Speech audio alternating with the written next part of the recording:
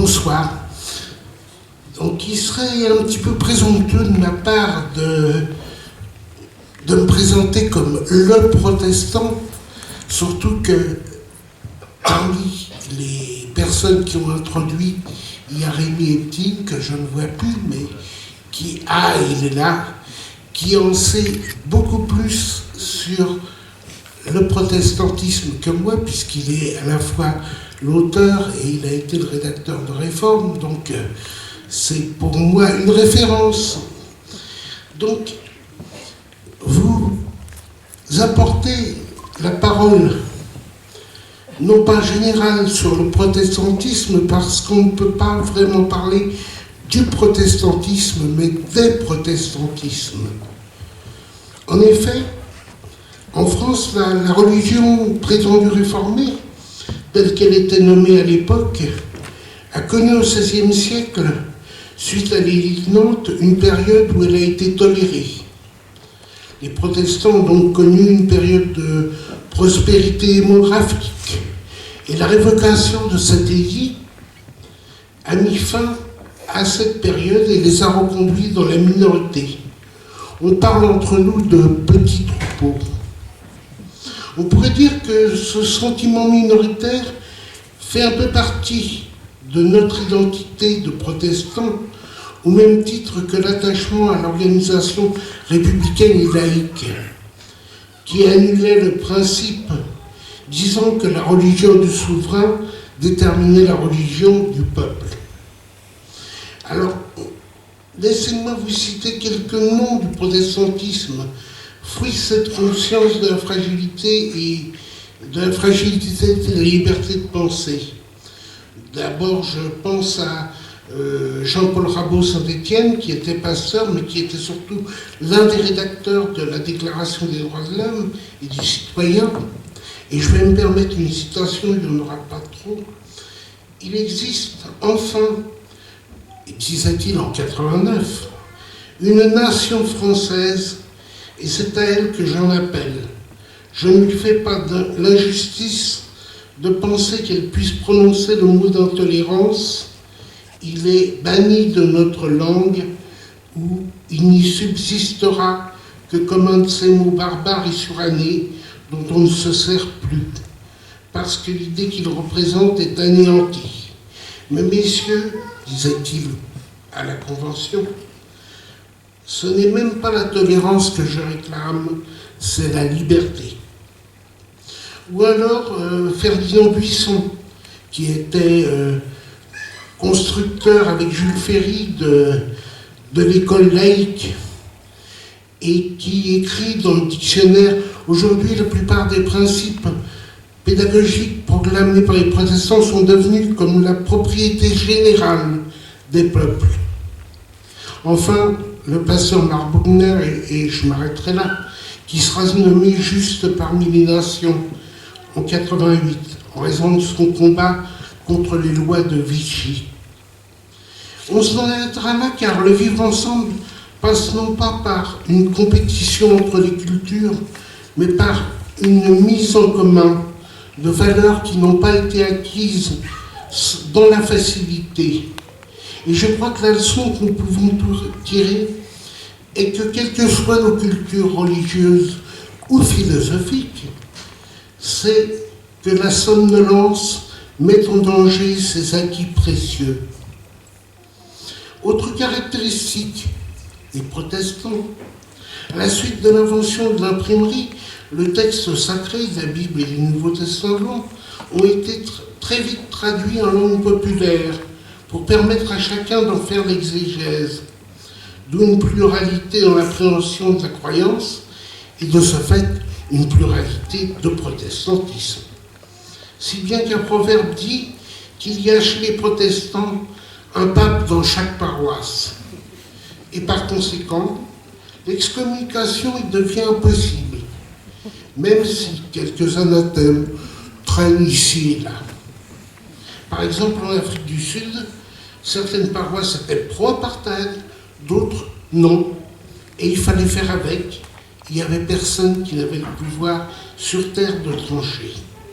Bon, voilà un résumé très succinct du protestantisme. et je vais en passer à que croit le protestant que je suis. Dans ma culture, nul n'a jamais vu Dieu, dont le nom même est imprononçable. Je pense que monsieur le rabbin ne me contredira pas. La seule apparence qui lui est donnée est pour nous celle de Jésus, dont nous croyons qu'il est le Fils de Dieu, qu'il est Dieu. Crucifié vers les années 33, il serait ressuscité, ce que nous croyons, et serait retourné vers le Père en donnant ainsi au nom au Dieu créateur, Abba le Père. Dans son enseignement, il reprend le schéma Israël, le commandement d'aimer Dieu de tout son cœur, de toute sa vie et de tout son surcroît. Et le commandement qui le complète, tu aimeras ton prochain comme toi-même. Ainsi, celui qui veut rencontrer Dieu ne peut faire l'économie de le chercher dans le visage de l'autre, du prochain. Qui qu'il soit, d'où qu'il vienne, quelle que soit sa croyance, l'autre, le prochain, est l'image de Dieu, le visage de Jésus-Christ. Tout ce qui est fait pour lui, le prochain, l'autre, ou contre lui, c'est directement à Dieu qu'on le fait. Et si, pour le protestant, les textes canoniques sont des écrits humains où on peut lire la parole de Dieu, c'est dans la rencontre avec l'autre qu'il peut cheminer dans sa foi. Comme le proclame le philosophe Lévinas, ce regard de l'autre qui contient le commandement divin « tu ne tueras pas ». Non seulement l'autre, en tant que personne, est porteur de ce message, mais sa parole aussi est un don de Dieu qui me permet de mieux entendre, de mieux comprendre le chemin de ma foi. Et pour comprendre la volonté de mon Dieu, et pour mon cheminement personnel, je dois témoigner que j'ai dans mon référentiel eu la chance de rencontrer Josie Eisenberg, Siam Saboubaker, le père Jean-Michel Chevalier, ou même une amie qui était druide en Bretagne.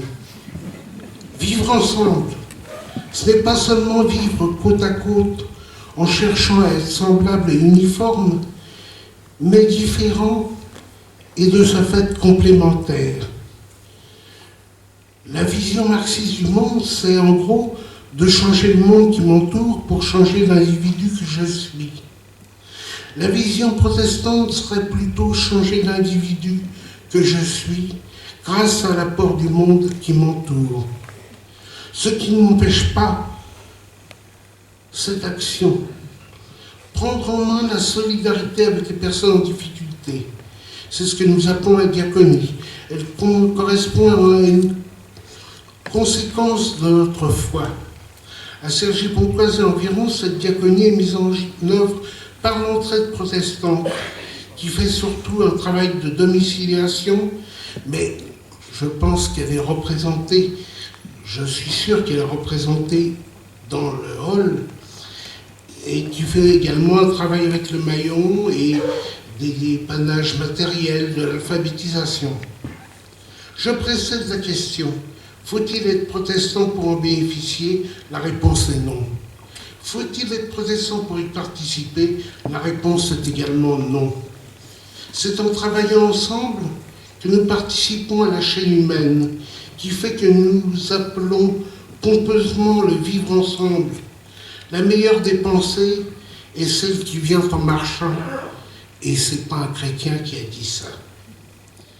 Comme le disait Jacques Ellul, nous n'avons pas à déterminer l'autre, le prochain. Nous n'avons pas à le faire agir, à le posséder, même pas à lui transmettre quelque chose de l'extérieur, mais nous avons une vérité à partager. Peut-être que le vivre ensemble ressemble un peu à ces jardins ouvriers, où on propose à son voisin de venir faire un tour de son propre bout de terrain. S'il veut des recettes, on lui en donne. S'il veut des graines, il peut en emporter, qu'il se sente libre. Puis, après, il retourne dans son bout de terrain en espérant qui m'invitera. Mon propos n'est pas de décrire un monde de bisounours. Il existe un fondamentalisme protestant. La foi pratiquée au XVIe siècle est très différente de celle qu'on pratique maintenant au XXIe. Et il est parmi nous, ou plutôt il est en nous, une résistance au changement, une difficulté à affronter nos doutes qui nous pousse à nous raccrocher à la vision traditionnelle, même si elle est éloignée de la réalité. Dietrich Bonhoeffer, qui était un théologien aussi, disait qu'il n'est pas bon d'habiller du nom de Dieu tout ce qu'on ne peut pas expliquer. Je terminerai juste par une métaphore. Tout le monde sait ce que c'est qu'une moto. Le propriétaire de la moto vous en parlera avec des mots pleins de tendresse. Il vous racontera l'histoire de sa moto, ses souvenirs. Le mécanicien, lui, vous dira que cette moto, c'est techniquement ceci, que c'est telle marque, qu'elle a telle faiblesse. La vieille dame en bas de l'immeuble vous dira combien cet engin est bruyant, voire dangereux. Mais il s'agit de la même moto, vue par des personnes différentes. Alors je termine juste par mon credo. Il y a l'article 4 de la Déclaration des droits de l'homme. La liberté des uns s'arrête où commence celle des autres. Je crois que le conventionnel était bien inspiré au sens théologique de ce mot. Merci de votre attention. Voilà, merci beaucoup, Monsieur Davoise, pour ce très beau témoignage. Je crois qu'il nous rappelle ce principe commun de l'amour de Dieu et l'amour du prochain, qui, je crois, peut rassembler aujourd'hui les croyants dans le respect des différences théologiques de chacun. Et je crois que l'exemple de ce soir est à la fois des paroles de sagesse qui s'expriment à travers des représentants qualifiés, des communautés qui font bien la différence justement avec ces dérives du radicalisme que nous constatons aujourd'hui. Et c'est cette parole-là que nous voulons faire entendre ce soir et même au-delà de la conférence de ce soir, valoriser cette parole pour qu'elle soit entendue et qu'elle soit soutenue également, comme c'est le cas encore ce soir, pour que ce soit un exemple pour les générations, les jeunes d'aujourd'hui qui ont besoin de guides justement éclairés et non pas des guides aveugles. Et je crois que vos paroles nous permettent d'espérer pour cette mission que nous partageons tous.